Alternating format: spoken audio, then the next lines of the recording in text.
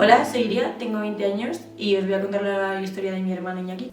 Hola, me llamo Alicia, tengo 15 años y con 7 años me diagnosticaron leucemia. Hola, me llamo Guille, me diagnosticaron leucemia a los 13 años. Me llamo Alicia, soy la madre de Alicia, una paciente.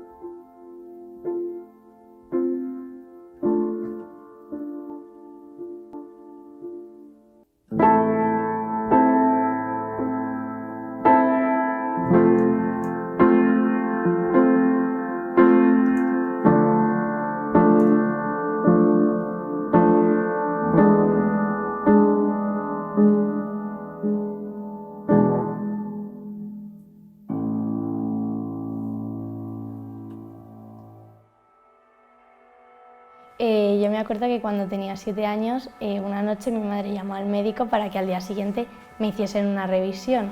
Y yo pues pensaba que iba a ser algo normal, pero como que estaba un poco nerviosa. 12 o 13 de septiembre vimos que las plantas de los pies y de las manos estaban un poco amarillas y yo pensé que había cogido una hepatitis. Me llevaron a una sala, me hicieron una analítica y ya no salimos del hospital en muchísimo tiempo. Ali en su infancia ha sido una niña muy feliz, con muchísimo genio. con muchos amigos, que me encantaba ir al colegio, en verano me lo pasaba súper bien y nunca había tenido ningún problema. Iñaki era un niño súper risueño, siempre estaba contento, siempre le encantaba hacer feliz a todo el mundo, siempre estaba haciendo el tonto. Y es que le pasara lo que le pasara, siempre estaba contento, nunca lloraba y nunca le podías ver en la cara un mal gesto.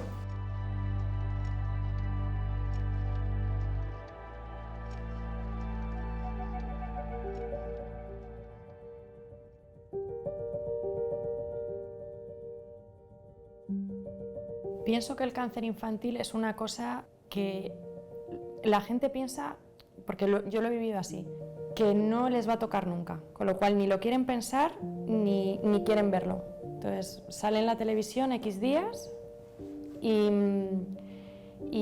cuando se apaga la televisión te piensas que el niño se ha quedado ahí metido en la televisión y ahí se ha quedado. Cuando te pasa a ti te das cuenta de que es una cosa increíblemente real y que, bueno, pues que la gente empatiza muchísimo contigo cuando te pasa, pero como que no quiere que le pase a ellos, ¿sabes? Es una cosa, en cierta manera yo creo que es un poco tabú.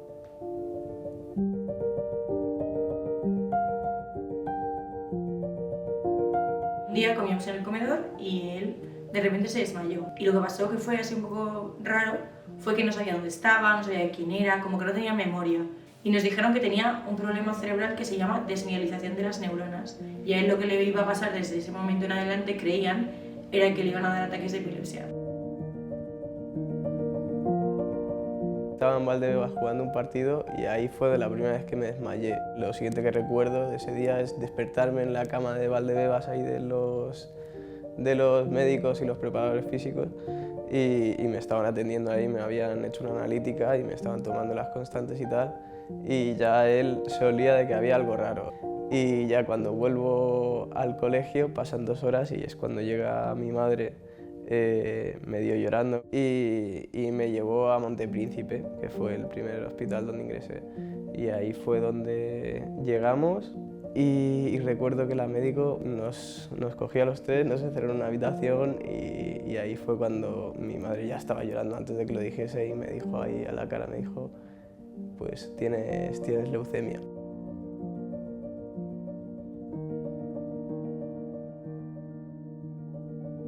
Después de un tiempo resultó que en un escáner de la cabeza le vieron una mancha y nos dijeron que finalmente lo que tenía, aparte de lo que nos habían dicho ya, pero que no era eso, era que tenía un tumor que tenía dentro del cráneo, en la parte derecha de la cabeza y que le oprimía el cráneo.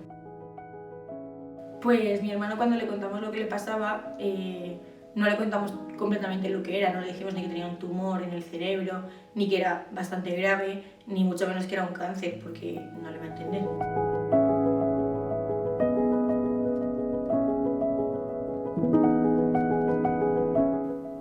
¿Es leucemia?, pregunté y me dijeron, bueno, pues hay muchísimas probabilidades de que lo sea. Y en ese momento nuestra reacción fue que teníamos que buscar un sitio, no sé por qué, pero en ese momento en el hospital en el que estábamos no nos dio la sensación que era donde teníamos que estar, pero fue muy inmediato y no habían pasado ni 5 minutos que ya teníamos un camino que seguir, que fue irnos al Hospital del Niño Jesús. Yo como que estaba en el hospital preguntando cuándo iba a irme a mi casa, pero como que nadie me decía nada claro. No creo que ella entendiese la magnitud de la palabra cáncer en ese momento. Su oncólogo de referencia, que era una monada, entró en la habitación un día y junto con una residente de 4º año, que era amorosa, hicieron un esquema en un folio y le explicaron qué tipo de enfermedad tenía, pero nunca le dijeron la palabra cáncer.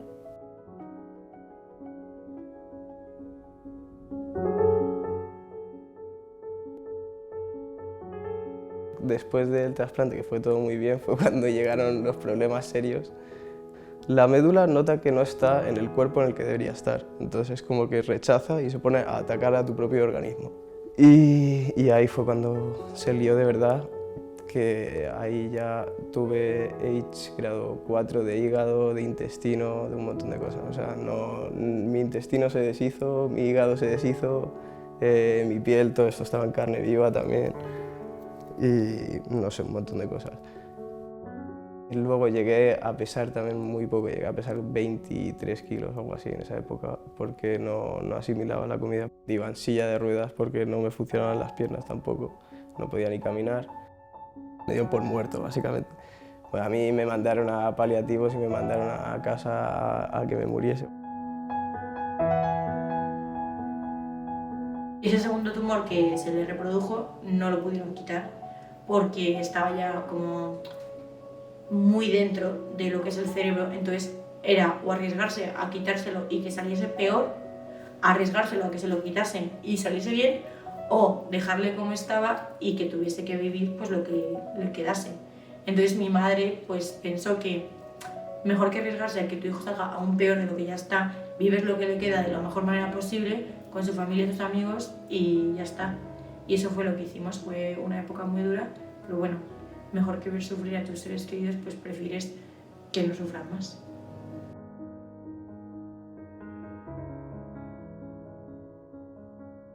Completó el tratamiento de casi 2 años, uno entero casi ingresada y uno ambulatorio. Se me hizo largo porque yo no sabía cuándo iba a salir del hospital y me pinchaban y eso no me gustaba nada. Fui remontando poco a poco, de hecho me metí también en el gimnasio porque una vez gano un poco de peso me pude volver a meter para intentar volver a caminar.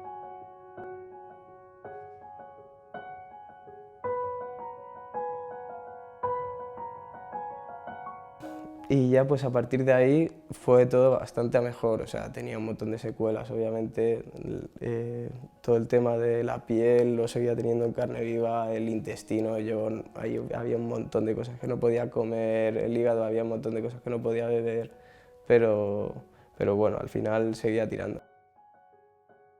El médico que me puso el refuerzo de linfocitos era el que menos se lo creía porque ese era el que más me había dado por desahuciado a mí. Lo que he aprendido a valorar desde que nos ha pasado, bueno, desde que le pasó eso a Alicia, es absolutamente todo. Todo, valoro todo. Me levanto por la mañana, me meto en las sábanas limpias y me parece la maravilla. Que poder dormir un poco más tarde, estar en la playa y estoy sentada en una hamaca y sé que lo estoy disfrutando mucho más que los que están alrededor. Después del cáncer sí que aprendí mucho a valorar otro tipo de cosas, no a valorar el ser guay, a valorar el juego bien al fútbol, pues a valorar el soy buena persona, a valorar el tengo buenos amigos, valorar otro tipo de cosas. Cuando estoy enfadada pienso en que hay niños en el hospital que están ahí sin hacer muchas cosas de las que yo puedo hacer. Y yo creo que eso es una cosa que no puede ver todo el mundo, que solo lo pueden ver determinadas personas. O sea, estar como en un punto de una visión por encima de la gente que no lo ha pasado. Sí, tengo miedo de que vuelva a reaparecer el cáncer. Yo a veces siento miedo. Era como una sensación un poco rara, en plan, no sabíamos qué le iba a pasar, pero sabíamos que no era bueno. Entonces siempre que no es bueno, tienes miedo. No le tengo miedo como le tenía antes, en realidad. No es un miedo como el que sentía antes. O sea, el tiempo, el tiempo hace que los miedos no sean tan miedos y las cosas buenas no sean tan buenas. Es como un maquillaje de todo. Pero la miro y veo que todo está fenomenal y el miedo se me quita.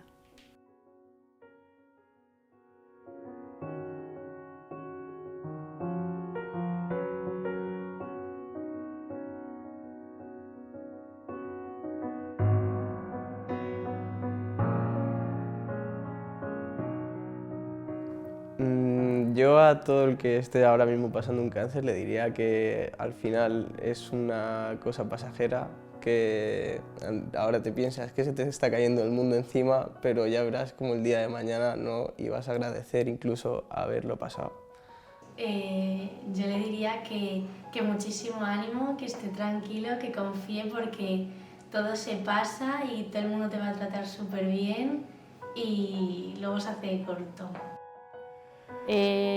Yo le diría a los padres que están pasando o que pueden pasar por un problema así, que confíen, que tengan paciencia, que es una palabra que cuando estás en el hospital odias. Ten paciencia, mucho ánimo, te parece horrible, pero que lo único que puedes hacer efectivamente es tener paciencia, ir día a día y confiar en que todo va a salir bien y eso es lo único que se puede hacer.